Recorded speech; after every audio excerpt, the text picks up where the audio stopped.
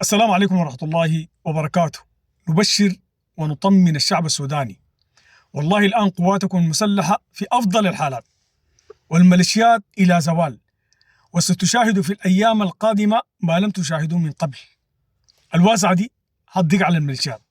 نصيحتي لأي جنجويدي: أرمي سلاحك وابقى مارق، والله الجاي ما عندك له قدرة. وشفتوه أمس ده كله تمشيط، عبارة عن تمشيط، لكن الانفتاح البري الشامل قادم. أي زول حريص على حياته وحريص على باقي عمره من الميليشيات والله أحسن تبقى مارق. والآن بفضل الله المجتمع الدولي عارف جرائم الجنجويد، وفي دول كانت متشككة لكن الآن تيقنت تماما.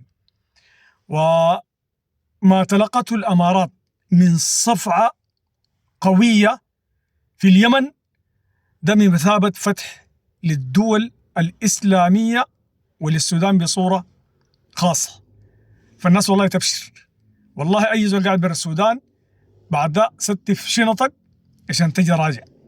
وأي زول مفكر يطلع برا السودان والله نقول له خليك قاعد، خليك قاعد، لأنه إن شاء الله حتفرح في الأيام القادمة. وأي زول متخوف من سقوط اللبيض نقول له أبشر، مش اللبيض ومدافوق، إن شاء الله أنت حترجع عليها. السلام عليكم ورحمة الله وبركاته.